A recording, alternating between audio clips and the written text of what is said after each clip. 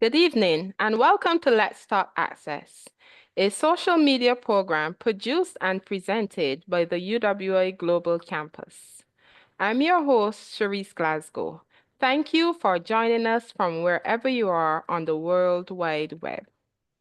Today, we are exploring the healthcare sector courses offered by the Barbados site, and there we'll be focusing on the Healthcare Management or HCM program, as well as the Law for Healthcare Practitioners LHCP course. Joining us today to discuss this further are Mr. Ryan Bayer, Head of Site Barbados of the Global Campus Sites, the UWA Global Campus, Dr. Faye Paris, President of the Barbados Nurses Association and a lecturer in the Healthcare Management Program, as well as Miss Brittany Mears. She is an attorney at law at Gideon Legal and an adjunct faculty member for the Law for Healthcare Practitioners.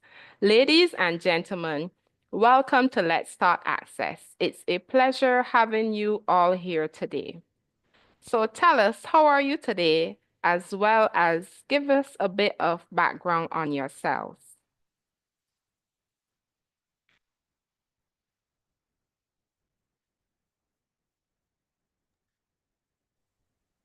Good afternoon, Cherise. Thank you so much for having me. As you said, I'm Brittany Mears, attorney at law at Gideon Legal, attorneys at law and principal legal counsel there. I've been practicing in the areas of civil law, corporate and commercial law for the past 7 years, and I have 14 years experience in the insurance industry, particularly personal injuries, which overlaps a great deal with healthcare law. And I am also a previous student of a program just like this, offered by the UWA Global Campus many years ago. Awesome.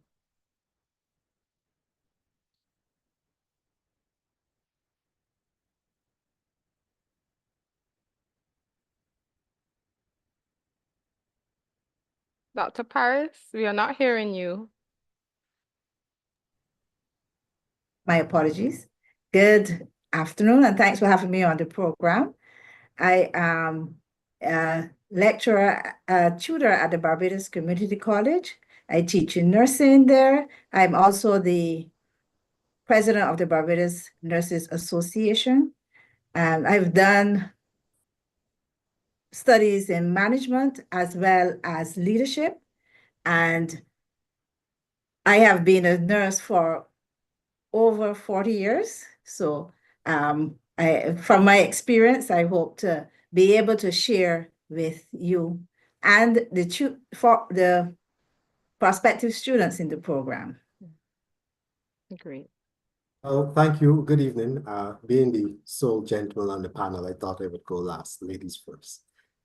My name is Ryan Bayer. I'm the head of site of the Global Campus Barbados, one of the sites of the UWI Global Campus. I have been with the UWI Global Campus. I'm now in my 16th year. Of those 16 years, I've served in various capacities within the Global Campus, program officer, head of site, and then I've also served for a temporary period in the director's office. My training, I've done my first degree with the Cayfield campus in public policy and management, and the postgraduate studies and development studies at the Mona campus. So proud alumni of the UWI. And one of the things I always say that is a great pleasure about this role is being an administrator, having served in terms of part-time teaching as well, and the student. It's full circle. You get to see all the perspectives. And I think that really helps in making the job what it is in terms of making impacts in a person's life. Thanks. Great. So for those of you who are watching, we have a full house this evening and we have some experts in their field. So we are so happy that they were able to join us today as we dive into this very important discussion on these two important areas of healthcare. So let's talk about why programs like healthcare management and healthcare law are so important today. The demand for healthcare professionals based on some American data, particularly registered nurses or RNs, is projected to grow significantly.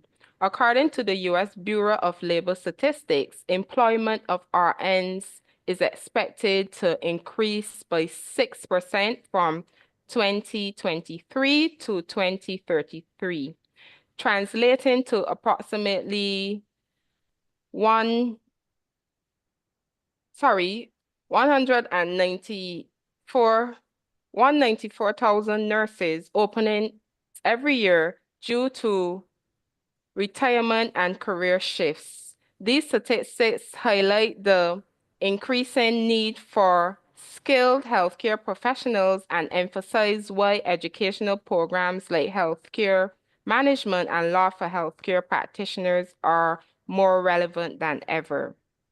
So as we dive into this discussion, understanding the importance of these programs, I would like to ask Dr. Paris, why is it important for healthcare professionals to have knowledge in both healthcare management and healthcare law? Okay, so healthcare professionals must have a robust understanding of both healthcare management and law to ensure that they have efficient and effective ethical cooperation in healthcare institutions. For example, knowledge of healthcare management will help them to streamline administrative processes and manage budgets effectively, while understanding the law will help them to be able to navigate complex regulations and also to be able to comply to all the regulations that protect patient privacy and safety. This dual knowledge ensures that healthcare providers can make informed decisions that adhere to legal standards while optimizing organizational performance. And now we will get the legal perspective from Ms. Mears. What are some of the common legal challenges that healthcare professionals in Barbados and the wider Caribbean face? And this can even be you pulling from your experience in insurance as well.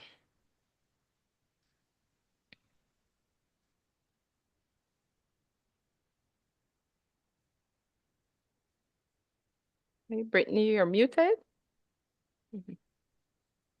Yes, I am. Can you hear me now? Yes, we're hearing you. Okay, perfect. To answer this question, I suppose I should start by saying that the law is around us in almost everything that we do. We may not recognize it, but it is there. You will find the existence of law in the marketplace, in the workplace, on the football field, in our families, whatever circumstance and interaction that we have, there is a legal preset that it attaches to it, and by extension, there's a legal ramification, if we look closely enough. So therefore, to make the distinction between a challenge, a healthcare challenge, and a legal challenge, it kind of reinforces the belief that they're not connected. But the law is a living and breathing creature, or perhaps a living and breathing body of instruments. So any challenge that the healthcare professional, practitioner, or institution may have has a legal underpinning to it.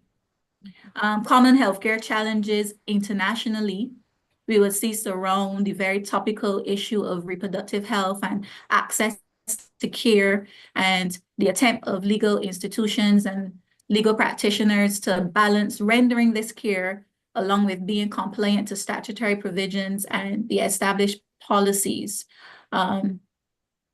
This is not really prevalent right now in society, but as global citizens, we ought to be aware of what's going on outside and around us, particularly if we do end up traveling, for professional reasons, etc. But if we look a little bit more closely to the region, when we think of what is a healthcare challenge, we see issues with healthcare systems and infrastructures. We see the movement of skilled professionals and the resultant shortages as a result of that. We see challenges with regulation and enforcement and the resultant battle between custom and legality. We have the issue of overworked healthcare professionals, which is also another topical area. We have the emergence of telemedicine, especially coming out of COVID-19. And we have the challenges of data privacy that attaches to that, and then data privacy, as a general concern. So with these concerns, the legal issues that arise out of these concerns, we have liability and where and to whom it should attach, whether liability under tort, or the law of tort, I should say, or the law of contract. We have data protection and privacy laws, the law of consent, cybersecurity, employment law, and an understanding of where and how the statute applies, the circumstances in which they will apply, and sometimes where there is no statutory instrument or the statute that is there does not actually address what the concern is, what happens next? So those are the type of challenges that I would say are attached as challenges, but also as legal challenges in the healthcare sector. Wow, that is amazing. I didn't realize that healthcare management and healthcare law would cover such a broad dimension, but it's interesting to know that these are the areas that our students would benefit from should they choose to undertake these two exciting and informative offerings that the Barbados Global Campus site is offering. I will go now to Mr. Buyer and ask him what was the motivation of introducing or reintroducing these two courses, these two offerings at the UWI Global Campus, specifically as we try to understand, divulge deeper into the UWI Global Campus's mission to enhance professional development in the region. Thank you, Sharice. You've just spoken about motivation, and based on Brittany's overview, I am eager and ready to start. So I'm motivated, but really to answer your question, and you really touched on the basis and the rationale. The motivation, first of all, from the strategic level, flows from the UWI's vision and mission in terms of advancing education, creating knowledge for public service, intellectual property, in terms of the overall contributing to development. And that development, of course, we're speaking at the social sphere, economic, human development. So these courses really are aligned to our overall vision and mission in terms of our mandate and remit. Secondly, there is so much discussion now about the Sustainable Development Goals, particularly number 3, in terms of good health and well-being for all and for persons at all ages. And while there's a high level of interconnectivity in relation to these development goals, that goal stands out in terms of health. And you have also been a critical part of this exercise from the marketing of the university, the Global Campus Barbados. What we started to do in our brainstorming sessions and our planning sessions from a marketing point of view, and as I said, you play a pivotal role in that yourself, is the whole matter of segmenting and targeting specific audiences in terms of our training and professional development. Our continuing professional development courses, of course, they're geared in terms of providing key competencies to individuals to enhance personal and professional development. So yes, law for healthcare practitioners, that has been a course. I call it a legacy course because it is one that really had its origins from the days of the School of Continuing Studies, the predecessor of the Global Campus. So in this regard, this is a course that we've really revised, revamped, and as Brittany has so clearly explained, so many new issues that have emerged. Telemedicine in the context, in the aftermath of COVID, issues of privacy that have now come more to the fore in the 21st century. And lastly, in terms of the motivation, specifically as it relates to the Barbados Nurses Association, we have been working informally with the nurses in so many areas in the past. And really, we thought it was time to really move in a formal direction. We also did that in the context of a letter of agreement, which we will speak to later, but really working closely with the executive led by Dr. Paris in really working to contribute to personal and professional development of nurses, but also in terms of the wider nursing professionals. So the medical professionals, sorry. So that really sets the context, the background, and the motivation for this program. So I'll pause there for now. Thanks. Yeah, very good, very knowledgeable. And we just want to remind those who are watching on our social media platforms, please feel free to drop any comments, questions, encouragement, queries into the chat box so that they can be passed on to our panelists. This is now the excellent time. If you have anything to ask about these two offerings, that they are right here, they will be willing and able to answer, anything that you find pressing. And also to remind persons who are listening that the application period for these two offerings remain open for both healthcare management and law for healthcare professionals for this, our second semester, and classes for both programs are scheduled to begin the week of February 17th, which is just next week, Monday. So let us shift a bit and go into the real life application and career impact of both these programs. I'm going to go back now to Dr. Paris and ask her, how does the healthcare management program equip students with the skills needed to navigate real-world challenges in healthcare settings? Yeah, and this is a very exciting course because as Mr. Bayer was saying just now, it utilizes real life occurrences, the most recent things that are happening worldwide, globally, is incorporated into the course. So Mr. Bayer spoke about the Sustainable Development Goals. These are included in the course. An area of the course address this. And what's exciting about the course is that it offers application, real life application of these. Sometimes we think of them as far reaching or far out. We're not really connecting, but the course allows us to connect with these sustainable development goals and allow us to think about ways in which we can help move the country forward. So it is really exciting.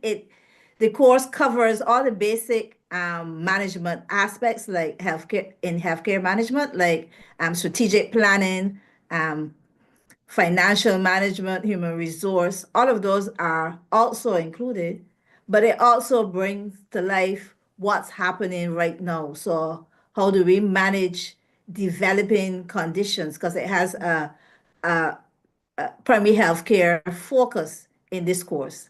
And we also will be using simulations. So we bring in real life scenarios into the classroom setting so that students can interact with these scenarios beforehand and be able to identify ways and manage them in the classroom setting. So we are looking forward to an exciting time. Things like handling, I know Ms. Mears would have talked about the legal aspects, but things like handling some of the data breaches, looking at crisis management, all of those things will be part of the course. So we are excited and looking forward to the start of this program.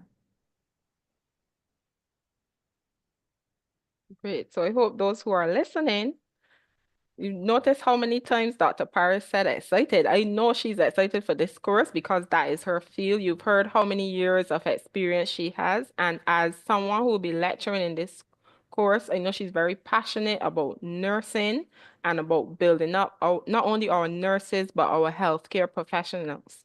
And I know she's looking forward to this course and transferring that knowledge and those years of experience to anyone who is interested. So please do the right thing and apply to this course. As the program go on, you will learn more, and we'll bring her back in later on to give us more details as we go ahead.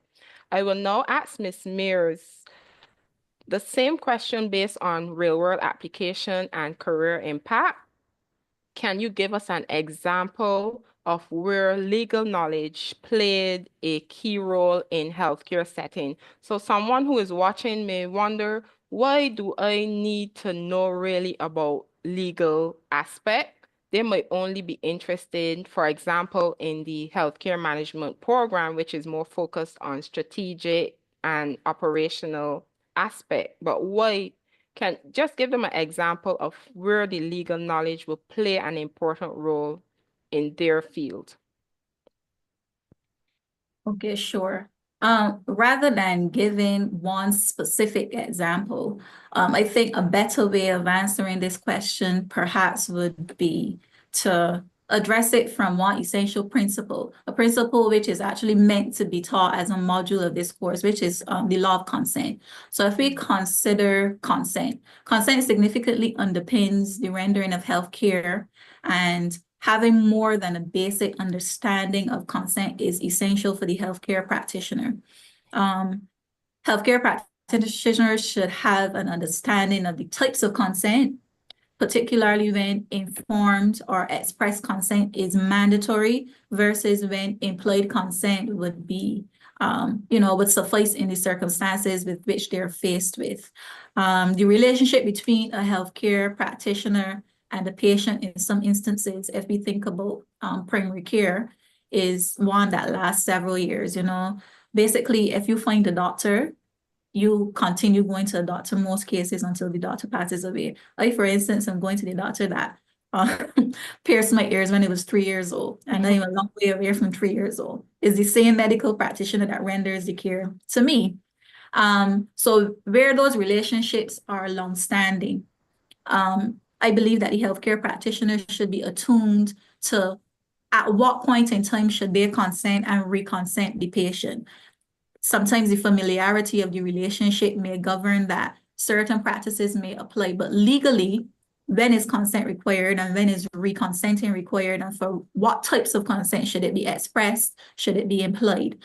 In a more technical sense, I suppose we can also look at surgical interventions where a patient may have consented to a procedure or a particular nature, a procedure of a particular nature, I should say, and the risks associated with that procedure and everything that relates to that particular procedure. But what if, where when the surgery has commenced, the practitioner finds that there's something else that is unrelated? And bear in mind that perhaps this procedure that was consented to and the risk was consented to was not meant to be an explorative procedure. It was just to tackle one particular, ailment, concern, whatever the case may be. But something else is discovered along the way. And leaving it as is may have adverse, significant, effects. Perhaps time is even of the essence when we consider what it is that is considered here. But you haven't consented the patient for this. So what happens next? Do you leave the patient? Do you close them up? You wake them up from anesthesia and you ask them, can we continue? So this could be balanced in the case of the ethical requirements of the practitioner, but what then are the legal ramifications and the legal requirements that are supposed to function, coherently and continuously with the ethical considerations that may be at play. So we look at consent, we look at the law of consent, but when we apply it, and it is a large principle, what then will be the next step? What type of explanation is required when we enter into contractual relationships with medical practitioners, physicians? One thing that is also very topical is if we have teaching hospitals such as the QEH, when we consent to treatment being rendered, who do we consent to treatment being rendered by? These are, considerations that the healthcare practitioner needs to have more than a basic understanding of. Very good, Brittany, because like from what you were saying too, I would have read some articles or even seen videos where persons, for example, would have gone in, for example, for endometriosis surgery, and it might be on the bladder, sorry, on the ovaries, and then when they go in, some is on the bladder, and then when the patient wakes up, the doctor would have told them something like, oh, there was so much on the bladder we had to take off, so now they have part of a bladder or something to that Precisely, effect. because the risk associated with the particular procedure may be explained to the patient, but sometimes, just as the world works, we may not know well, I'm not a physician, but we may not know when we get there, what happens, what we are going to see, what else has to be done. So in cases like that, when you would have explained the risks and the associated risks for the procedure of which the patient would have consented to and for, but there's something else and is similarly as important, and it has, the effects are significant. As I said, time may be of the essence. What then is the procedure as it relates to the law of consent? As I said, do you wake up the patient from anesthesia? Do you leave them? The ethical concerns, the legal concerns, the balance, what happens next? Okay. So just to remind those who are watching, please feel free to drop your comments, questions, or queries in so that we can ask our panelists here. I will forward them on to the panelists so that you will get them answered today. Moving on from real-world application and career impact for a moment, I will now just speak to the growing demand of healthcare professionals. We have seen in recent years an influx from Ghana and Cuba of nurses into the Barbadian healthcare sector. According to one article from TreeNews.com, which is a Ghanaian news outlet, around 200 nurses from Ghana will soon come. This is an article from 2024, will soon come to the Barbados under an existing agreement. With nearly 400 nurses already deployed since 2022. The Ministry of Health has now reopened applications for this initiative. Dr. Paris, can you tell us from your experience, what are some of the biggest challenges healthcare professionals face today, not only within our Barbadian society, but that the healthcare management program can help them to address either by elevating their skills or just giving them new light, making them more marketable?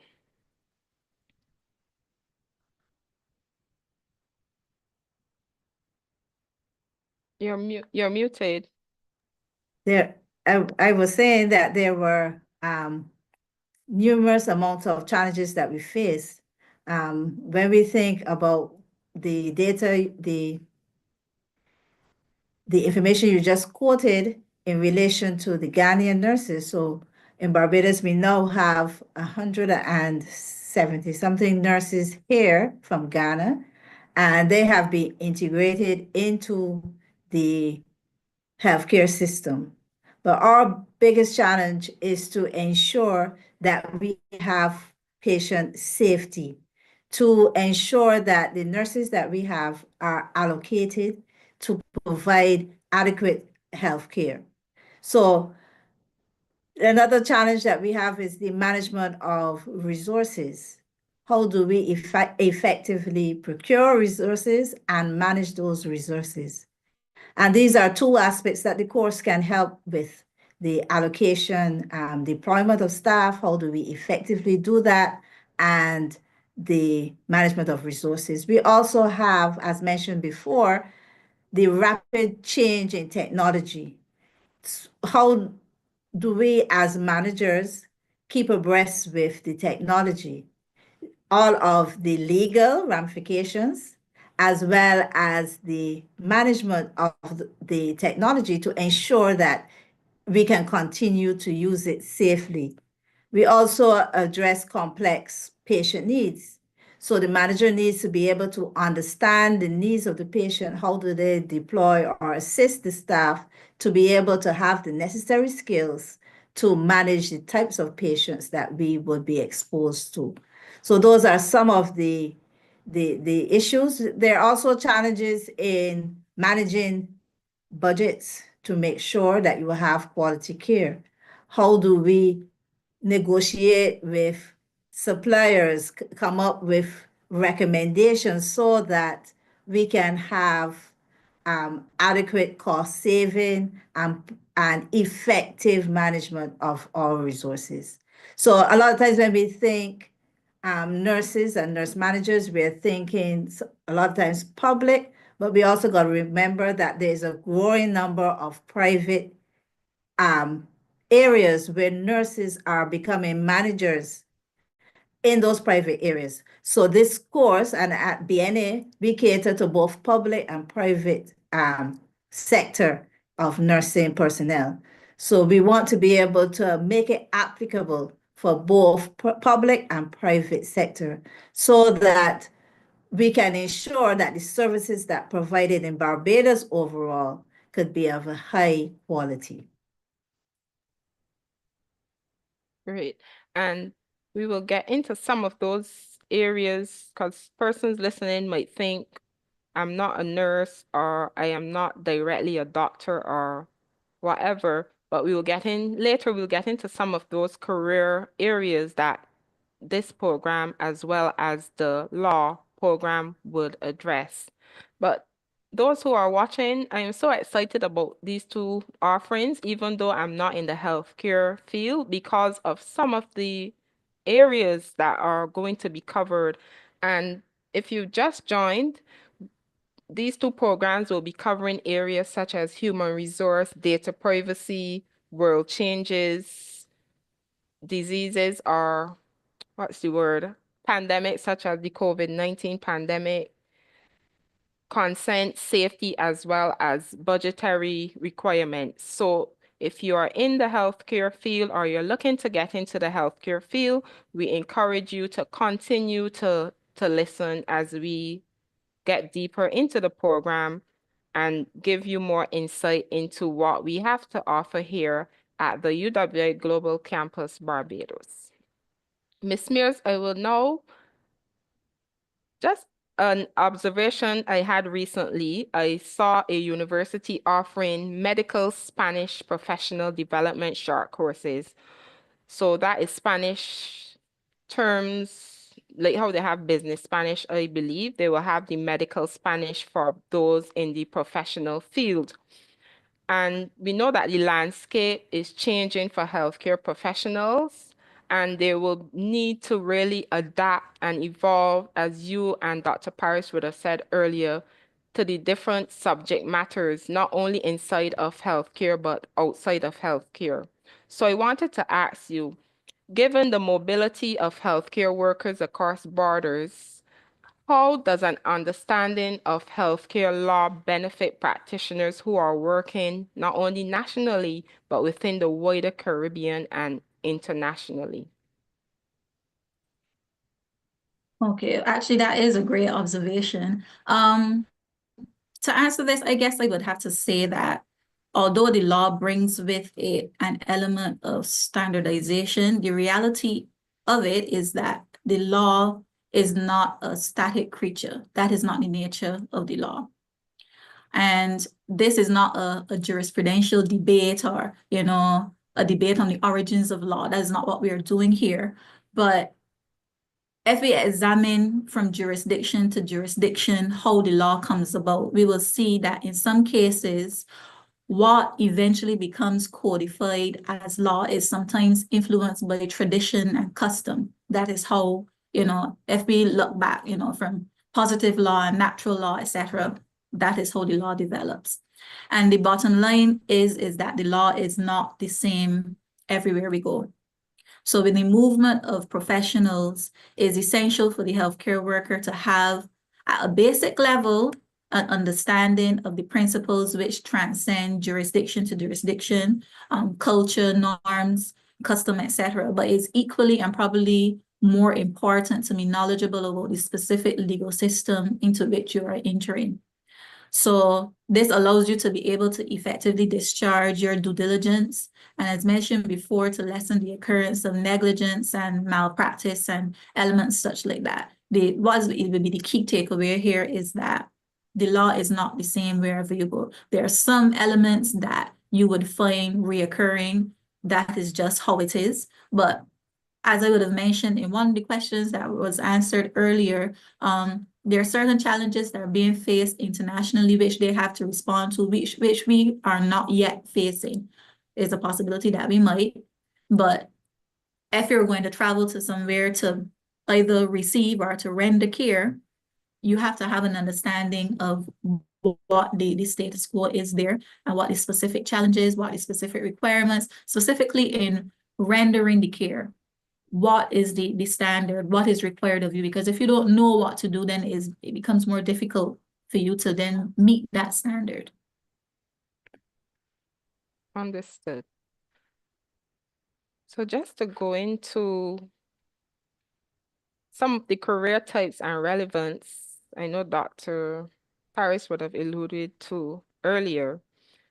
We just want to let those who are listening and interested or may know someone who is interested. These programs provide critical skills in management, legal compliance, and ethical decision-making, and just some of the career of healthcare providers that may benefit from it. We have nurses, doctors, and specialists, hospital administrators and managers, allied health professionals, healthcare policymakers and public health officials, medical office assistants and administrative staff, healthcare entrepreneurs and private practice owners, as well as emergency medical technicians, EMTs, and paramedics. So you don't have to be a nurse or fall into that category to benefit from this program.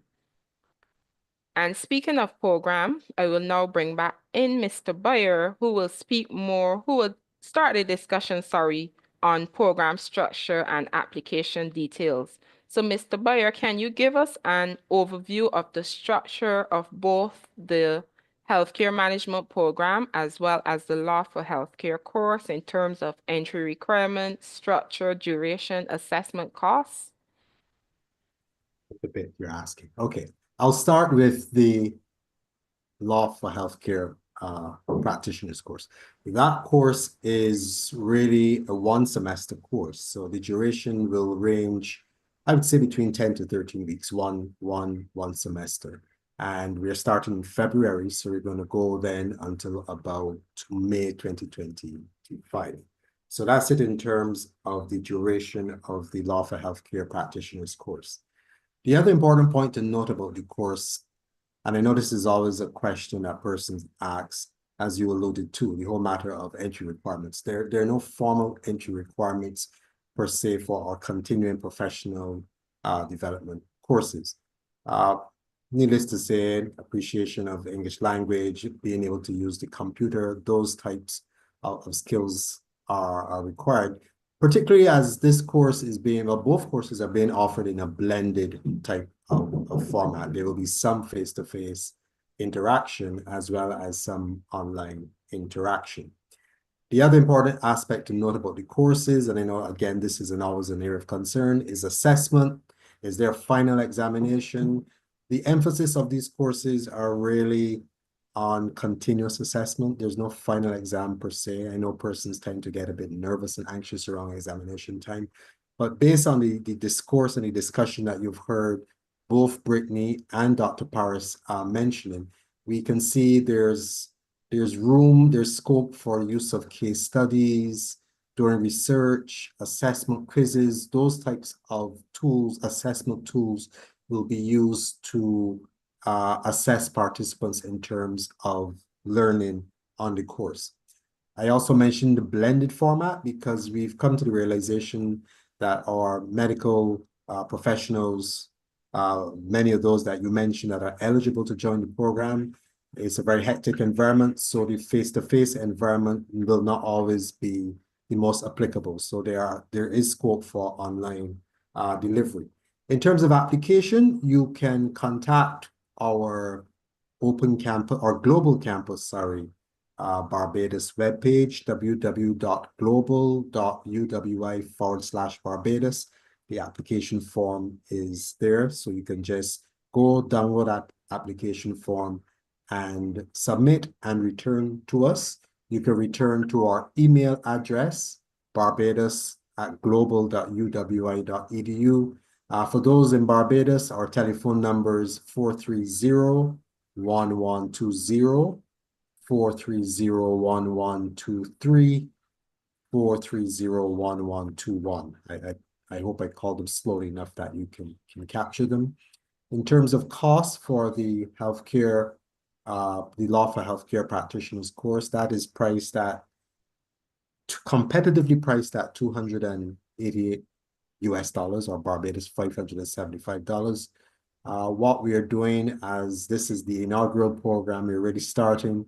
We are offering a small discount to members of the Nurses Association, but also those who are involved in the healthcare and medical sector. So there's a discount for persons wishing to take up the course. And the other important point to note, the campus, we offer payment plans. So you're not necessarily required to pay all the fees at one time. So that's pretty much it in terms of the Law for Healthcare Practitioners. The Healthcare Management Program, that's a longer program stretching 2 semesters. That is a program that has 4 modules. So as Dr. Paris mentioned and alluded to earlier, there are many topics within the program, but there are 4 main courses: primary healthcare, health quality, health leadership, and there's another one called, healthcare management, a general course in healthcare management that will deal with matters pertaining to healthcare in a broad sense. So that's 2 semesters. Within one particular semester period, for example, February to May, you will start by doing 2 courses. And then in the second semester, you'll do another 2 courses. On successful completion of the program, participants will be able to gain a Certificate of Achievement with CEUs from the University of the West Indies Global Campus. And as we all know, our global campus, like the other University of the West Indies campuses, we are institutionally accredited. So you have your certification that provides value in terms of personal and professional development. So to recap, I've touched on price, I've touched on the application process. You can call us, you can go to our website, you can email us to have queries answered. So I believe in a succinct way, I've been able to answer most of the questions you've posed. Thanks. Awesome. And I heard, so those persons who are worried about be it costing, I did hear about payment plans and discounts. So please apply as soon as possible so that you can take advantage of these important concessions that will be given to our students. I want to have a brief discussion with Dr. Parrish and Mr. Bayer regarding the recent LOA, letter of agreement, that was signed between the UWI Global Campus and the Barbados Nursing Association. Dr. Paris, tell us a bit more about your association, the Barbados Nurses Association, and how it helps to support ongoing education and professional development for nurses, and how do these courses that the campus is offering contribute to that effort, sorry. The Barbados Nurses Association is a professional as well as a union. It's a professional body where we look at professional development for our nurses. We enter into, or we're always looking for opportunities to help them with their professional growth. So this course comes into play there. So we provide different types of courses, whether it's online or face-to-face, where we can impact their clinical experience, leadership abilities, knowledge of healthcare trends, etc. So these two courses that are being offered are really strategic in moving our nursing personnel forward. We're always looking for, we know that various nursing members of our association are equipped and looking for different things. So we are looking to offer a variety of things that will make sure that each member can reach their true potential. So we are looking to move these persons forward. We are also looking to make sure that they stay current with medical research and technologies. So we're looking to make sure that we can provide the highest quality care for our patients.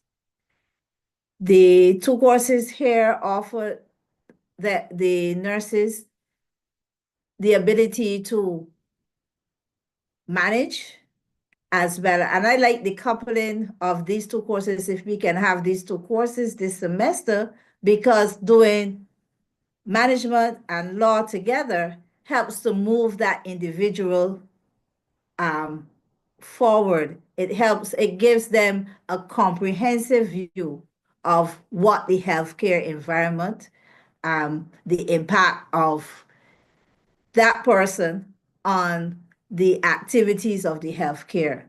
So I am looking forward to being able to offer these courses, persons signing up so that we can have persons well equipped to manage this current climate for healthcare.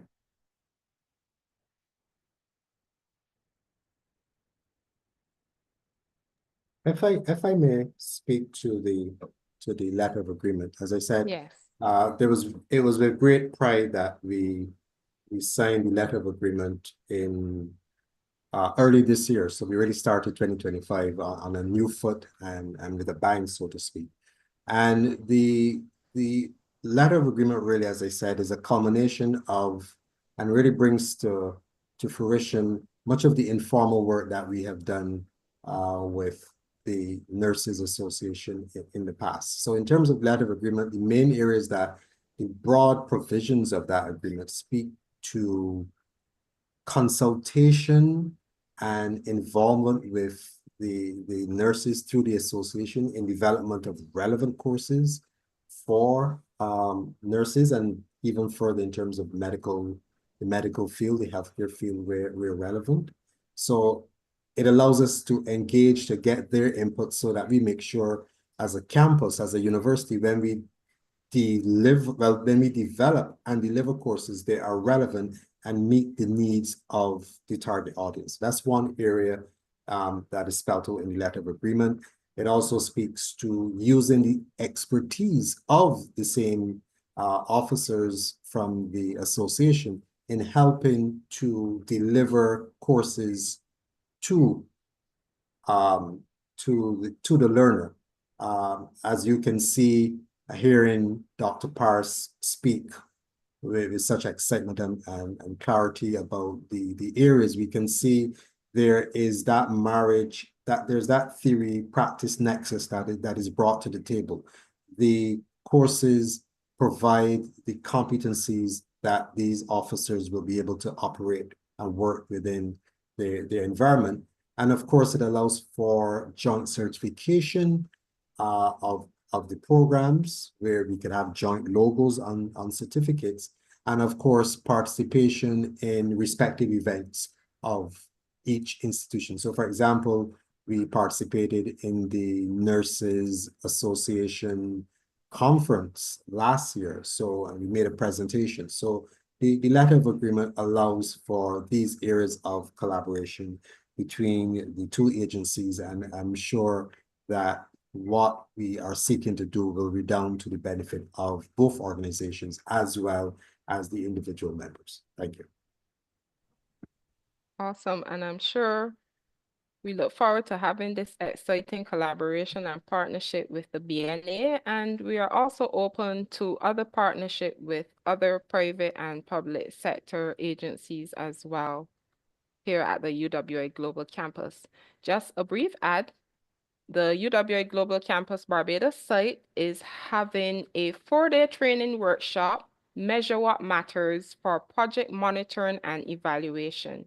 So persons who are within the project management and development project field are free to sign up for this exciting 4-day workshop, March 18th to 21st, 9 a.m. to 3 p.m. face-to-face here at our Barbados Point site.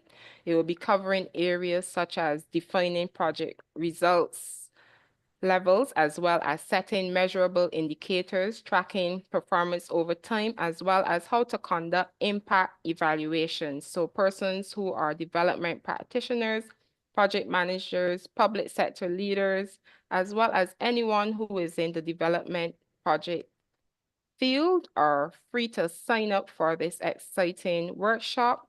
The cost of the workshop is Barbados $650. And for those organizations who are sending 3 or more persons, a 5% discount will be applied. So that is a project monitoring and evaluation workshop, 4 days, March 18th to the 21st, 2025. So we hope to see you there. We just have 9 more minutes on our program, and I would like to just let us close up and give some closing thoughts as well as advice to those who are listening. I will start first with Dr. Paris and ask her, what advice would you give to prospective students who are still indecisive about a career in healthcare, especially those who may be considering the healthcare management program and other leadership roles that this course can get them into? Okay, for nurses and healthcare workers who are looking forward, or persons who are looking forward to get in the healthcare arena, we encourage you. So my advice is to pursue the advanced education and training in healthcare management and leadership, because this will provide you the know-how and the experience so that you can lead and manage effectively. Building a strong communication and interpersonal skills is also crucial for effective management and our leadership. And we find too often we hear the junior staff talking about the inability to work along with managers. So this will help you also to gain strong communication and interpersonal skills.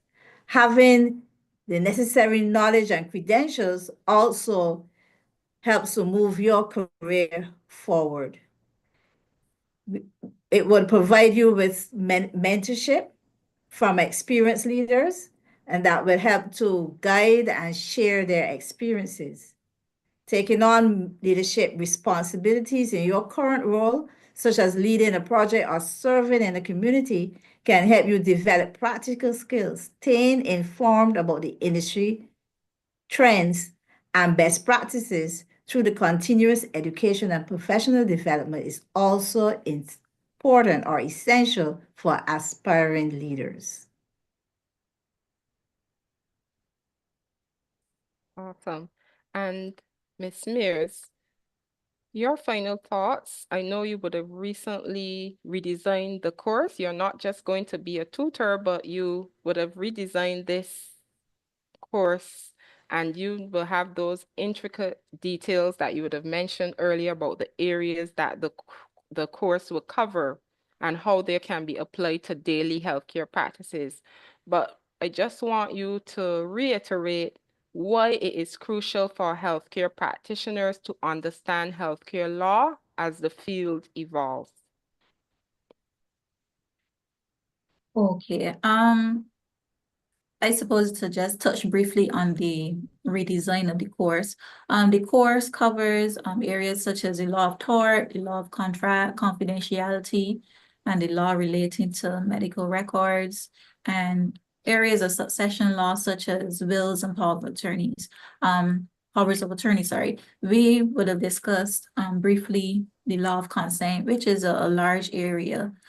But with the introduction of the Data Protection Act 2019, which would not have been enforced at the previous time when this course would have been offered, we now see that we have regulations which have been codified into legal principles, and that consent just does not concern the receipt and the rendering of medical care, but also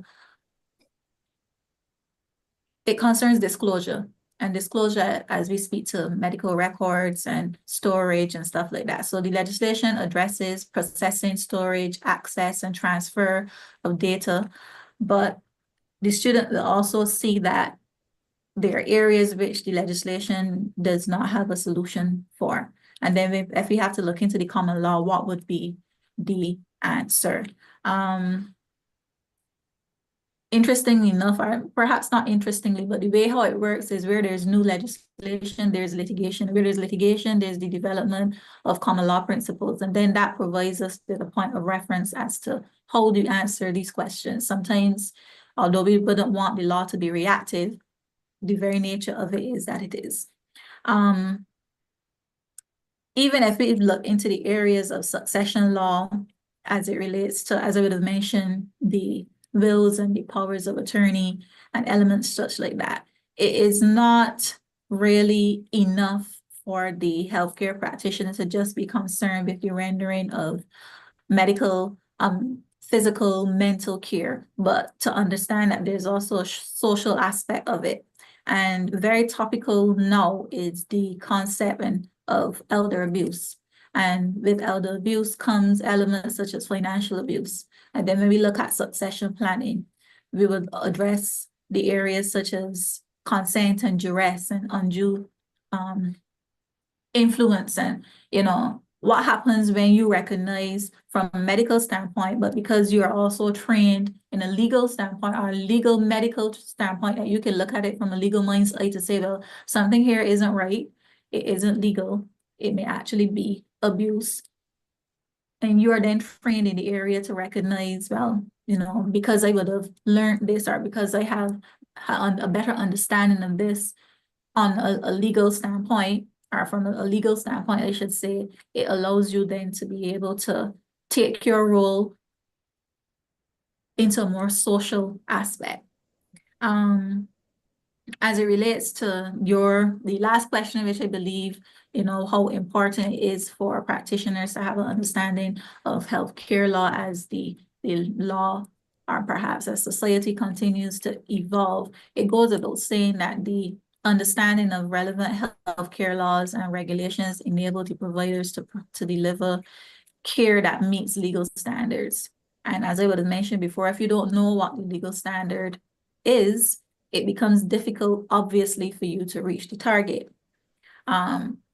It is not enough to just be versed in the areas of just rendering the care, but healthcare practitioners also need to be knowledgeable in the standardized and the specific requirements within which they're working. The world is evolving, as you have mentioned, and challenges which might not have been a concept, you know, in times gone by, are now very present and require legal regulation to govern how the social services, including the medical fraternity, are to respond to these challenges. So knowing and understanding what is required can only have the effect of improvement amongst healthcare practitioners. Awesome, especially now with AI and all sorts of different data breaches and things like that going on as well. Precisely. So the legislation now, it kind of addresses, right off the bat, we can see that the way in which medical records are stored, or the access to them, the way that they're transferred, stuff like that, it has to come into conformity with what the legislative provisions are now, since that we do have legislation. And then in the areas that I would have mentioned, where you see that the legislation does not actually address the particular issue, what do you do? Is it then in law legal systems, we will address the sources of law. So if it's not statutory, then it has to be the common law. And what does the common law say? Wow. So much to think about. And we will just ask Mr. Boyer, just your final promotion for those who, what prospective students who are thinking of applying, what would you tell them? Thanks for your question.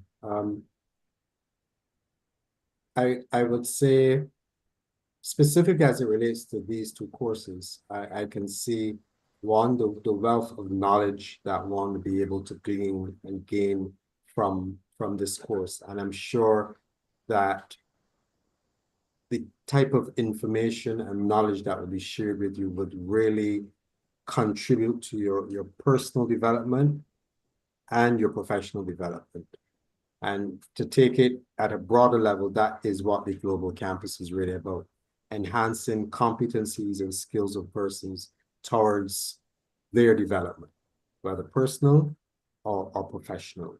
And many of the testimonies of our past students always speak to opportunities for promotion. Some have indicated the opportunity to shift careers, so to speak.